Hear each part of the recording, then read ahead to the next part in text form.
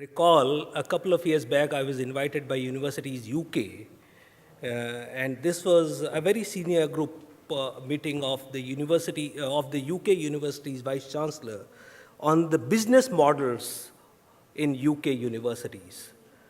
And to prepare myself for participation in that event, I did a lot of Google search on what does a business model in a university setup look like, and when I attended the workshop, it turned out that they're basically looking at the revenue sources, the cost sides, and trying to see that how the two match together. And if we use a business model in the Indian university system, in a public forum in India, I think I'll be butchered, because these words are strict no. Franchise is a similar word, though NIIT and APTEC, they really use this model to spread IT training across the country and now across the world.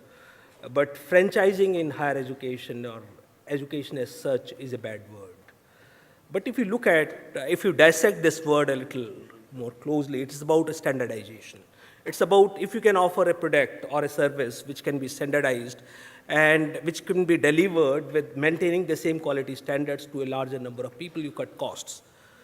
And our affiliating college system that we have in India is not very different from the franchise model that we have. Of course, there are problems with that, and the higher education community generally feels that this is one of the reasons for, one of the main problems with the Indian higher education. When we are looking at the sector, the challenges are immense, and challenges across levels of education are very different. In fact, various countries are facing challenges in delivery of education. If you look at the US, which can boast of the world's top universities, even they face the challenges. Their school system is not delivering. There are concerns about the school system. In China, when they thought of expanding higher education, and they did so very rapidly from merely 6-7% just a decade ago to over, I think now it is 27.5% in China, they faced huge problems of quality. I think graduate unemployment is a very, very serious problem in China. I think, I'm giving you the international perspective. When we are doing a macro level planning for a sector, and particularly as complex as higher education, one has to be a little rooted in ground realities that what do we need to do, where are the resources, what should be our targets and aims. In China, for instance, what they've done is now they've decided that the graduates in any university, if they do not get, 60% of them do not get jobs, those courses will be downsized. Those institutions will be closed. That was a few months ago. So I think the challenges in India are going to be a little more different. As we all know that we have made, over the past decades, considerable progress at all levels of education. But if you look at it in terms of GR and compare the GR with the advanced countries, 20% GR is also not very comfortable, because the advanced countries, they have GRs anything, in ranging from 60 to 80%. So we have a long way to go, but it does not, should not scare us, because the structure of Indian economy is very different from those of the advanced countries, and the level of education advancement or enrollment at higher education level has to be also seen in terms of the labor market demands and things like that. On the equity front, there are still areas and there are still communities which are underserved by higher education, and we have to identify those areas and those communities and those population which are underserved and focus on them in improving equity-related issues. In India, scholarship and education loan schemes have not been very widely used, though they are increasingly being used in the Indian system to finance higher education.